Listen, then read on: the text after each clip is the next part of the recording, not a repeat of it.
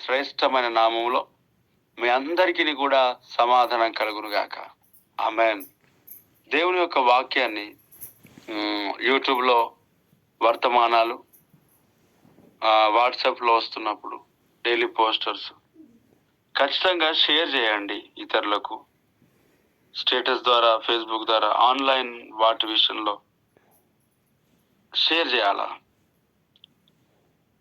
మనము మేలు దీవెనలు పొందుకొని ఇది మా సంఘమని, మా దైవజనుడని, మా పరిచర్య అని చెప్పుకుంటున్నప్పుడు మనం తప్ప ఇంకెవరు ఈ పరిచర్యను భుజాలపైన మోయలేరు. ఎందుకంటే బయట ఉన్న వ్యక్తులకు ఆల్రెడీ వారి సంఘాలు స్థిరపరచబడి ఉన్నారు, వారికి దైవజనులు ఉన్నారు. ఒకటి. తర్వాత ఈ శ్రేష్టమైన వాక్కు, శ్రేష్టమైన నడిపింపు, శ్రేష్టమైన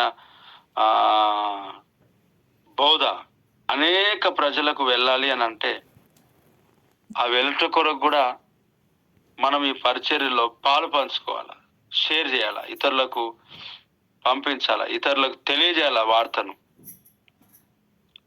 ఎప్పుడైతే మనం ఇతరులకు తెలియజేస్తామో దాన్ని బట్టి అనేక ప్రజలు సంఘానికి వచ్చే అవకాశాలు ఉంటాయి. ప్రోత్సహించాలా, ప్రోత్సాహపరచాలా. కొంతమందికి నేను సంఘాన్ని నడిపిస్తే ఏమవుతుందా అని వాళ్ళకు వచ్చేటప్పుడు ఏదన్నా అయితే మళ్ళీ నా మీదకి వస్తాయి అనుకొని ఇట్లాంటి ఆలోచనలు ఉన్నాయి. సరే, నేను మీకు ఒక ఆలోచన చెప్తా. దాని విషయంలో ప్రార్థన చేస్తే దేవుడు విడుదలిస్తాడు. ఒకటి. రెండవది ఏమనంటే, సోమవారం నుండి శుక్రవారం వరకు, శనివారం వరకు చెప్పు, ఆదివారం చెప్పకు.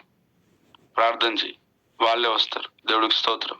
అలాంటి భయం ఉన్న వారికి మాత్రమే చెప్తున్నా. నిజంగా ఈ వాక్యాన్ని షేర్ చేయటం అనేది మనకు ఆశీర్వాదం. ఎందుకు?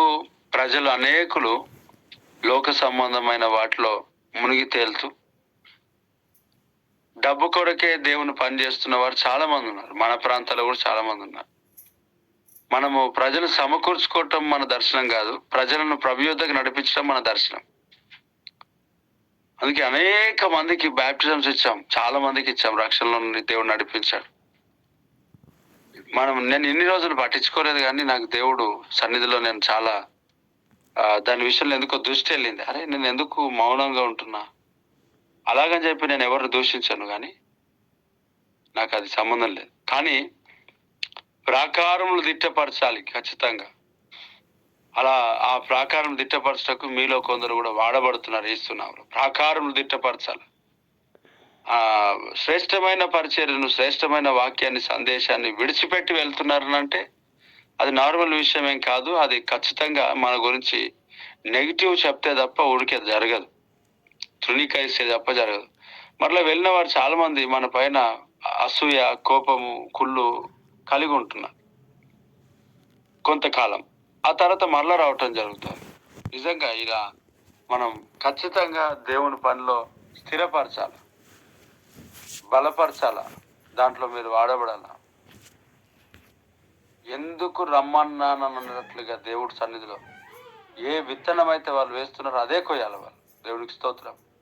అలాగే నశించిపోయే ఆత్మలు అనేకములు ఉన్నాయి మనం ఇతరులకు షేర్ చేయటం ద్వారా. ఇప్పుడు వాళ్ళు కూడా ఏమనుకుంటారంటే నశించిపోయే ఆత్మలు అనుకుంటారు. మీరు నిజంగా మీకు వాళ్ళు వలలేస్తున్నారంటే మీరు నశించిపోయే వాళ్ళ? మీరు రాత్రింబగలు దేవుని సన్నిధిలో వాక్యం వింటూ పరిచర్యలో సహకరిస్తూ ప్రార్థన చేస్తుంటున్నారు. మీరు ఎందుకు నశించిపోయే వాళ్ళు? ప్రతి ఒక్కరు సంఘానికి పిలిచేటప్పుడు, వాళ్ళ ఒక పరిచర్యకు పిలిచేటప్పుడు చూడండి ఏం మాట్లాడతారు అని అంటే, వచ్చి చూడు అద్భుతంగా దేవుడు దైవ సేవకుని వాడుకున్నాడు, చాలా బాగుంటుంది, అది బాగుంటుంది, ఇది ఎన్నో చెప్తారు.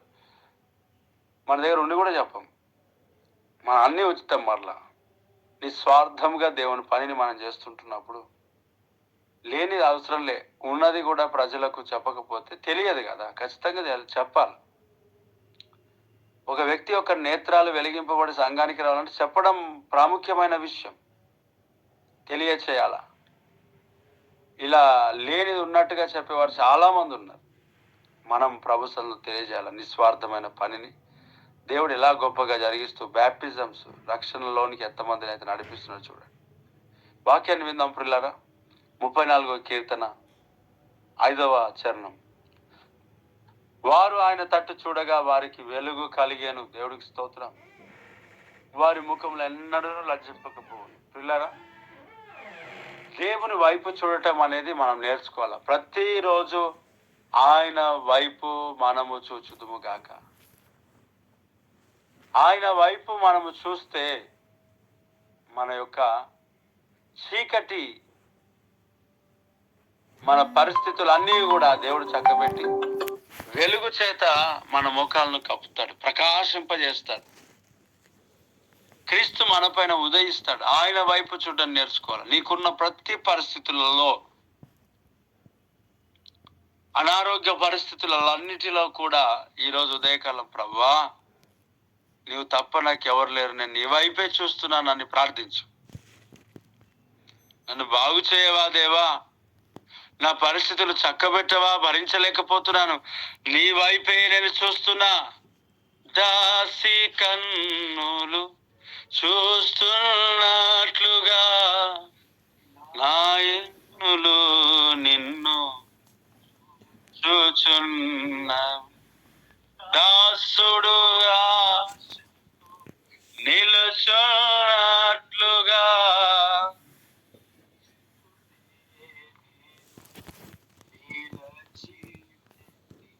నా కన్నీరు కాదనకు, నన్ను చూడు ఈ క్షణం, నీ ఎన్నికలో నన్ను. Amen, amen. చూడండి, ఇక్కడ అన్నాడు, వారు ఆయన తట్టు చూడగా వారి ముఖములకు ఏం కలిగిందంట? వారికి ఏం కలిగింది? వెలుగు, వెలుగు కలిగింది. దేవుడికి స్తోత్రం. మన జీవితంలో వెలుగు ఉదయింపజేస్తాడు దేవుడు. ఆయన వైపు చూడు. నీ ప్రతి పరిస్థితులలో ఆయన వైపు చూడు.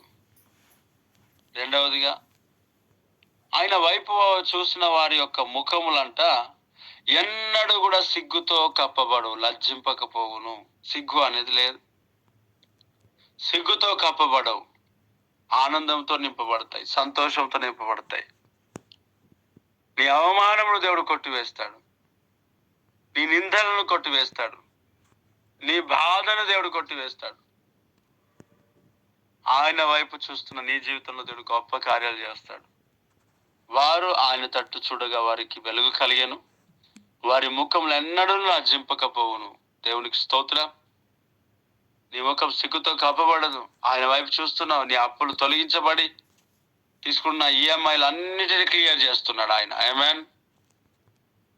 ప్రతి లోకంలో, సమాజంలో నువ్వు ఉంటున్నప్పుడు పిల్లారా, నువ్వు అవమానంతో నింపబడవు. ఇంకా దేవుని నమ్ముకున్న ఎందుకు నీ పరిస్థితి అని, ఎందుకు నీకు ఇలాంటి స్థితి అని అనేక ప్రజలు వేధిస్తుంటున్నప్పటికీ మనము ఖచ్చితంగా మన ముఖాలు ఎప్పుడు కూడా లజ్జింపకపోవును. దేవుడు దీవిస్తాడు, దేవుడు ఆశీర్వదిస్తాడు, దేవుడు గొప్ప కార్యం చేస్తాడు. ఈ మాటలు దేవుడు మన జడల స్థిరముగా నిలబెట్టి నడిపించును గాక. ఆమేన్. ప్రార్థన. మహోన్నతుడా, కృపగల తండ్రి, నీకు వందనాలు. ఈ వాక్యం ప్రతి ఒక్కరి జీవితంలో స్థిరపరచు, బలపరచు, రాకడికే సిద్ధపరచు, నిలబెట్టి అభిషేకించు. అయ్యా, బిడ్డలు తిరిగి వెళ్తుండగా మార్గం తోడుగోండు, సంఘానికి వస్తుండగా మార్గం తోడుగోండు, వారి ప్రయాణాలు అంతట్లో తోడుగోండు, యాక్సిడెంట్స్, అపాయాలు, ఇక్కుర ప్రమాదాలు కొట్టివే, క్షేమం, దీర్ఘాయుష్షు, కాపుదల దయచేయి. అవునయ్యా, ఎన్నో యాక్సిడెంట్స్ నుంచి December 25th నుంచి తప్పించావు.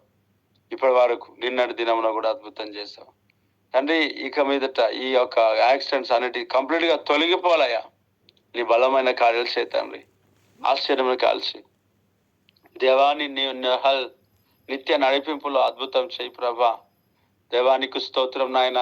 ఈ రోజు ఉదయకాల ప్రార్థన రక్తులు ముద్రించి ప్రోక్షించు, వాక్యంతో నింపు, చుట్టుపక్కల సౌండ్ డిస్టర్బెన్స్ తొలగించు, అన్ని విషయాలు తోడుగా నడిపించి గొప్ప కార్యాలు చేయమని, నీకే మహిమ ఘనత ప్రభావం చూపిస్తూ అద్భుతాలు చేయమని ముందున్న సమయాన్ని మీ చేతికి అప్పగిస్తూ అయా, ఆరాధన అంతట్లో తోడుగా ఉండు. ఈరోజు పరిచర్యలో తండ్రి ఆహారం వడ్డిస్తున్న అందరికీ క్షేమం దయచేయి. గ్యాస్ లీకేజ్ తొలగించు, కరెంట్ షాక్ సర్క్యూట్స్ అన్ని తొలగించు, సంఘంలో మందిరంలో రక్తంలో ముద్రించు, ప్రోక్షించు ప్రభా. రుచికరమైన ఆహారం సిద్ధపరచండి దేవా. బిడ్డలను దీవెనకరంగా మార్చు, ఆ చలిని మీరు కంట్రోల్లో ఉంచు, అనారోగ్య పరిస్థితులు తొలగించు, నీ గొప్ప కార్యాలు చేసి నడిపించు, ఆశీర్వదించు అయా. ప్రతి పరిచర్యలో మీరు తోడుగా నడిపించు, దీవెనకరంగా మార్చు. యేసు నామములో అడుగుచున్నాను తండ్రి, ఆమేన్.